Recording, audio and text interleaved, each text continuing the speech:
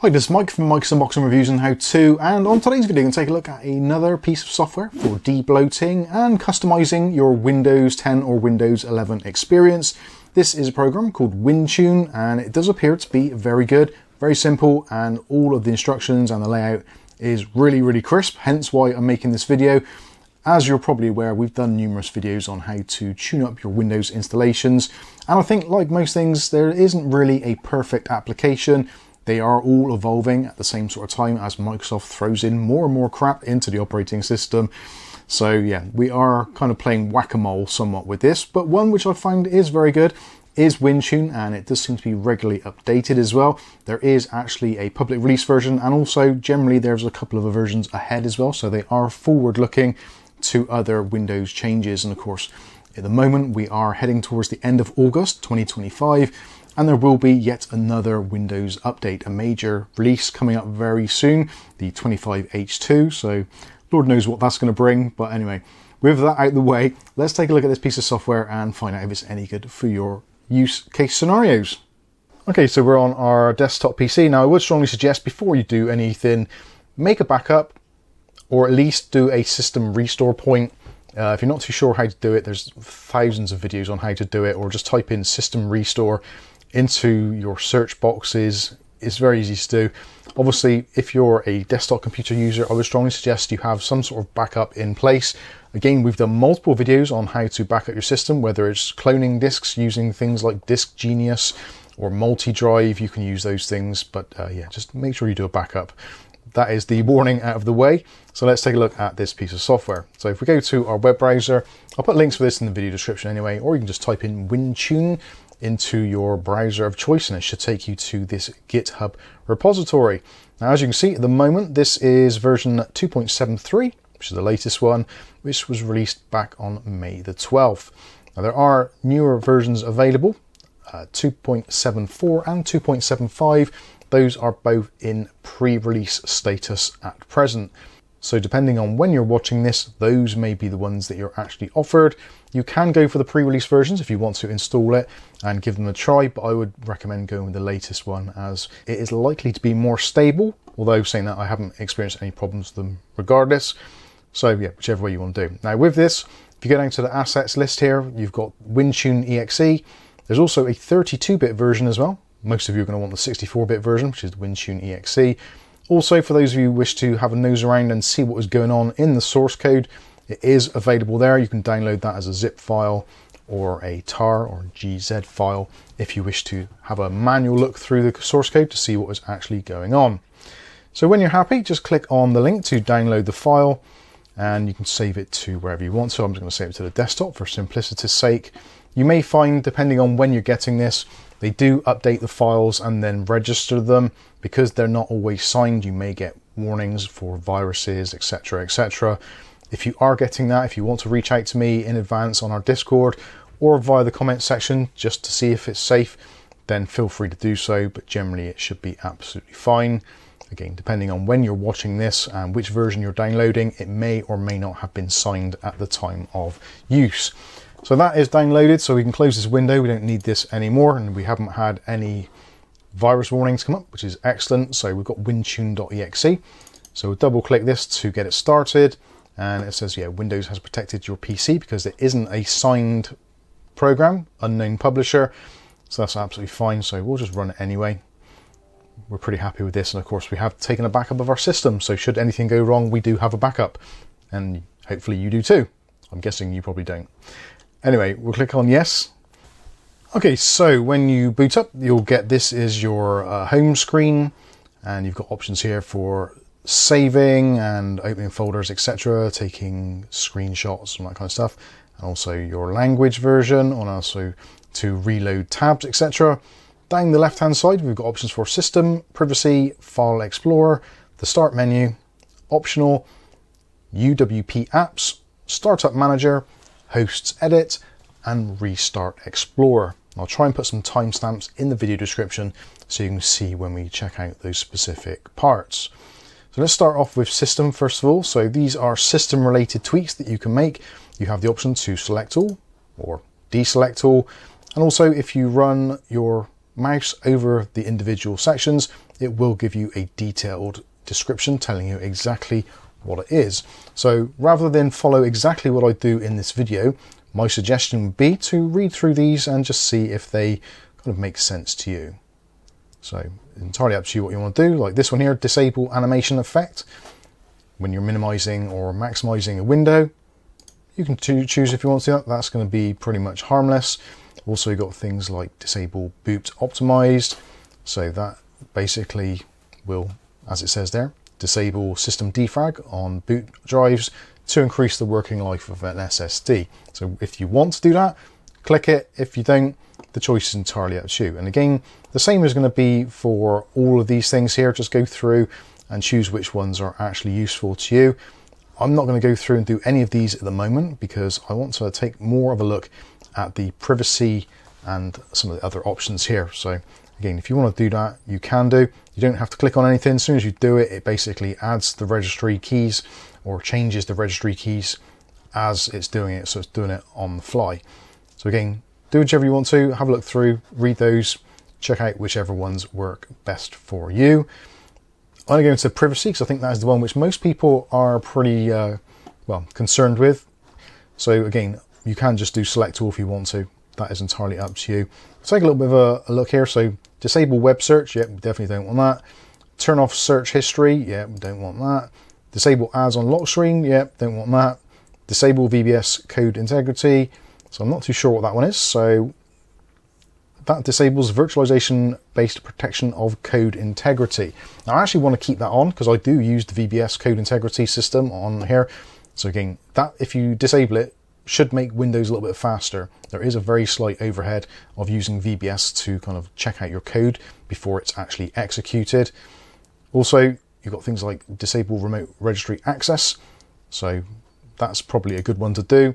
Disable tips and suggestions. Yep, that makes sense. Disable Windows feedback. Yeah, I don't think I'll ever use that. Turn off cloud content search. So for your Microsoft account, so if you don't want things to appear in your search from your Microsoft account, which are stored in the cloud, like OneDrive, then you can get rid of that as well. Disable diag track. So that is part of the connected user experience and telemetry service. So yeah, basically get rid of that. Auto installation of apps. Yeah, you probably want to get rid of that because that's not a great idea because malicious code could disguise itself as something legitimate and automatically install itself. So I would probably disable that. Suggestions, yeah, we don't really want that. And settings app, yep, don't want all that. WCE improvement. So that is the Windows customer experience improvement. Yep, we don't really want any of that stuff. Turn off cloud content search. Yep, don't want that. Diagnostic data, don't want that. Disable autoplay. Sometimes autoplay can be useful. That is going to be one which I guess is going to be down to the individual. So I'm going to leave that. Autoplay for me is actually okay when I insert SD cards and things like that. Disable personalized ads. Yeah, we don't really want that. And the tailored experience, we don't want that. And Visual Studio telemetry, nobody really wants that. So yeah, we've pretty much gone for the whole hog there apart from those two. Again, as always, like I said, don't just do what I do. Just check them out, have a read through, see what they actually mean, and then decide whether it's correct for you or not. You can, if you want to, obviously you can deselect all and it will change all the settings back. And if you did take a system restore or a backup before you started this, like I suggested, you can obviously undo the changes that way as well. So that is the privacy section. Let's take a look at File Explorer and see what options we've got here. So disable auto suggest, yeah. Show hidden files, that's pretty useful. Open File Explorer, this PC, yep, I do like that. So this is obviously things I've done already, so it's just detected those have been done anyway, and it's put a tick box there to say that it's already done. So disable append completion, so this is for autofill, again you can choose to have that if you want to. Show hidden system files, increase icon cache if you want to, might speed up your system display. Disable sync provider notifications. Yeah, get rid of that. Show extensions, yeah, I have that on anyway. Show this PC, so normally when you open up File Explorer, it will show the, well, basically not your PC, it'll just show you all the other stuff. I like to show this PC, so we'll have that. And we'll disable recent files as well. So yeah, that's all pretty cool, like that so far. Let's take a look at Start menu. So in the Start menu, you can choose to hide most used apps. Yeah, don't really want that. Hide recently used apps, yeah, might as well get rid of that as well. Hide recently opened items, I've already got rid of that, so you may need to tick this. I've already got mine set that way. Hide account related notifications, yeah, don't really want those. And hide recommendations, I've already done that anyway manually, but if you want to, you can choose to set that there also. Let's take a look at optional.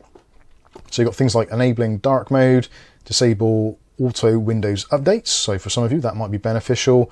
Disable the print spooler. If you're not using a printer, I would recommend disabling the print spooler. If you've got no need for it, just disable it. It's just another vector of attack. Disable turn off display. So yeah, you get the general idea there.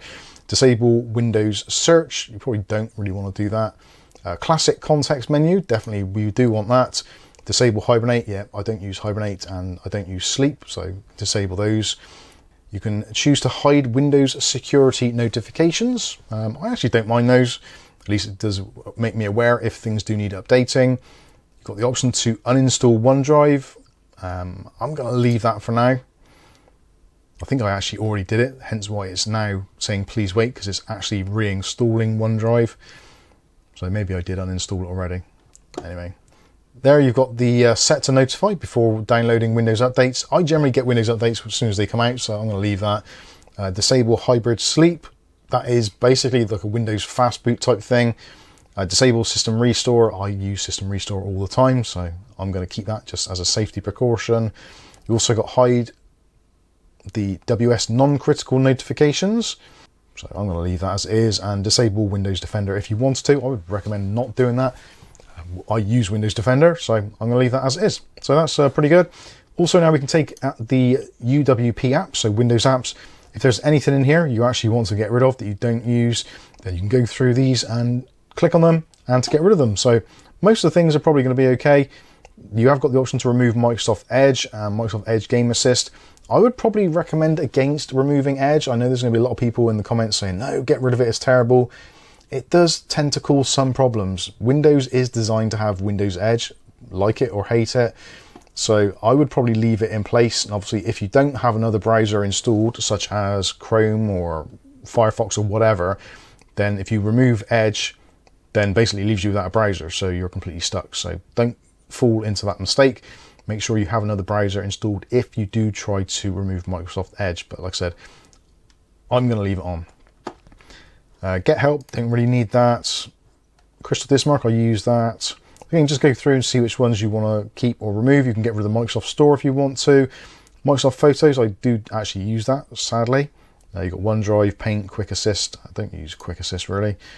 And again, just go through and yeah, get rid of what you want to. Start Experiences app, ugh. Get rid of that. Store Experience Hosts, I'm not too sure about that one, so I'm going to leave that one. But again, just go through and see which ones you can easily get rid of. Doesn't look too bad. Xbox Store, or the Xbox part of Windows, I do tend to use for Microsoft Flight Simulator, so I'm going to leave that in place. But again, if there's anything on there you want to get rid of, go ahead and get rid of it. You don't have to necessarily uninstall it. You've got the option to uninstall, or you can choose to disable or enable. So yeah, as you can see there, that'll just disable it, or you can re-enable it. So I'm going to do uninstall, so that'll get rid of those 3 programs. Again, there isn't really a great deal on this machine anyway. It's a relatively fresh install, so yeah, that's absolutely fine. Leave that as is. You also got your Startup Manager, so these are the programs which run on Windows Startup. Again, you can look in here for anything which might be odd or unnecessary. This PC I generally use for making these videos and also for our live streams. So things like the OBSBot camera running, that is important because that is what I use to actually record some of the audio, or for overhead shots. Steam, updating Steam for benchmarks, yeah, that's fine. The volume controller for the Stream Deck, which I do use, so yeah. Edge auto launch, don't really need that, so we could delete that one. That is the Realtek audio service. We've also got the Windows security, so I do want that running, and Windows Terminal is already been disabled. So yeah, I think that is pretty good. We can leave that as it is.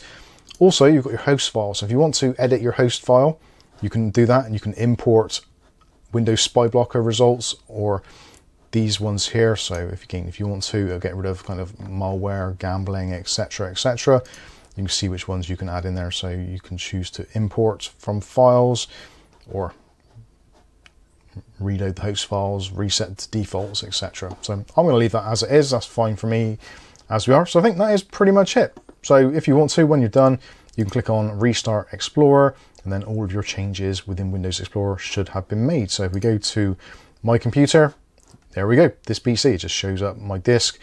Excellent stuff. Shame really they haven't got an option to remove things like the home folder, the gallery, the OneDrive entry. Would have been nice if they'd have added that just to get rid of that, but those are relatively easy to get rid of anyway. So again, it's one of those tools where it isn't going to be the perfect thing for everybody, but it does do a lot of things, and hopefully some of you may find it quite beneficial for your systems.